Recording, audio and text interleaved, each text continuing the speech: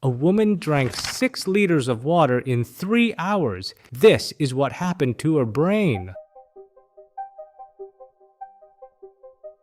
A 28-year-old mother of 3 is found dead on her bathroom floor. There are no signs of trauma, no evidence of drugs. Just hours before, she was celebrating, having won the second-place prize in a local radio station's contest. When doctors performed the autopsy, the cause of death was so bizarre it seemed impossible. The killer wasn't a hidden disease or a toxic chemical. It was the very substance she had been drinking to win the contest: water.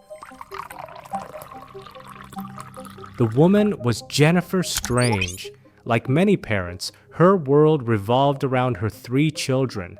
When she heard that her local radio station, KDND, was holding a contest to win a Nintendo Wii, the hottest console at the time, she saw a chance to give her kids an incredible gift. The contest was called Hold Your Wii for a Wii. The premise was a juvenile test of endurance. Drink as much water as possible without urinating. Jennifer entered the contest with determination.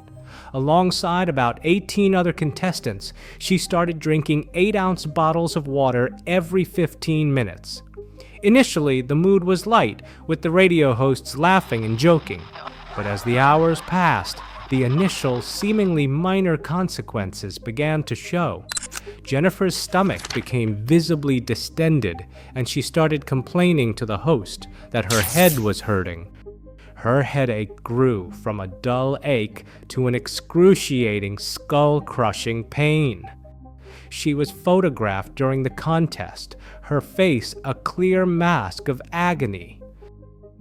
This was the problem escalating beyond a simple joke. Her first attempt to solve the problem was to simply endure it, hoping the pain would pass and she could win the grand prize. Here, the story takes a dark turn with a critical red herring, or in this case, a fatal misdiagnosis of the situation's gravity. A concerned listener, who was a nurse, called the station. She warned them live on air that the contest was dangerous and could lead to water intoxication and death. The hosts dismissed her. One laughed it off, saying contestants had signed liability waivers. They told Jennifer she was just experiencing the normal discomfort of the contest, ignoring the clear signs of a medical emergency unfolding right in front of them. Jennifer didn't win the Wii. She came in second, took her prize of concert tickets, and went home. She called her own workplace, telling her boss she was going home because her head really hurt. This was the last time anyone heard from her. The investigation began when her mother found her body.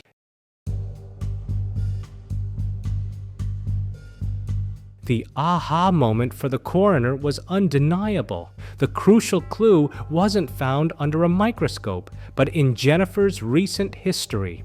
When the coroner learned she had just consumed nearly 2 gallons of water in 3 hours, all the pieces clicked into place. There was no other explanation.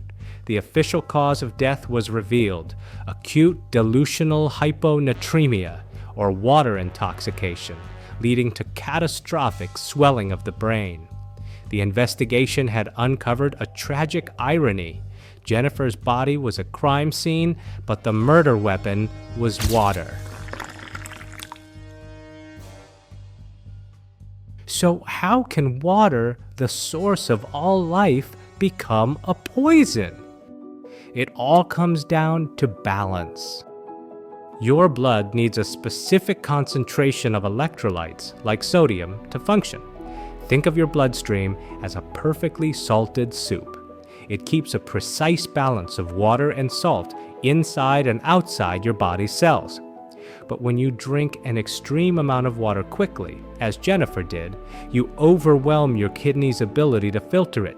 You're pouring gallons of fresh water into the soup, diluting the salt until it's virtually gone. Because her blood became so watery and low in sodium, nature tried to fix the imbalance. Through a process called osmosis, water fled the bloodstream and flooded into her much saltier cells, causing them to swell. In most of her body, this wasn't a huge problem, but in her head, it was a death sentence. Her brain is sealed inside the rigid bone of her skull. It has no room to expand. The analogy is simple. It was like trying to inflate a balloon inside a glass bottle. The relentless swelling increased the pressure inside her skull, causing her headache, disrupting her brain's function, and ultimately causing a fatal brainstem herniation. For Jennifer Strange, there was no medical resolution. The damage was done before anyone realized the danger. But the story was not over. The twist came not from a hospital, but from a courthouse.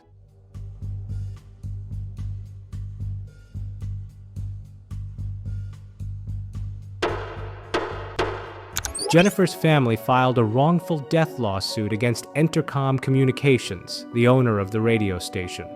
The jury heard the horrifying audio recordings of the hosts mocking the contestants' pain and brushing off warnings from the public.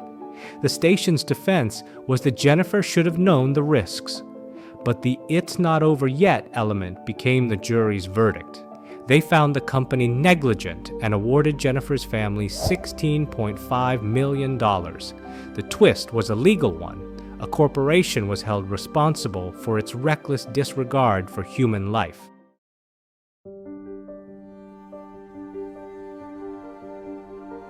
In the aftermath, 10 employees of the radio station were fired, and KDND's format was eventually changed. The case became a landmark tragedy, studied in law schools and ethics classes as a lesson in corporate responsibility. Jennifer's death served a grim purpose. It created widespread awareness about a rare but deadly condition that most people had never heard of. The story of Jennifer Strange is a shocking reminder that more is not always better. Our bodies are governed by delicate balances, and disrupting them can have catastrophic consequences. The most effective way to stay hydrated and avoid this fate is not to force fluids, but to simply listen to your body. Drink when you are thirsty. Her tragic attempt to win a toy for her children left behind a painful but powerful lesson for us all. Take care of yourself and be well.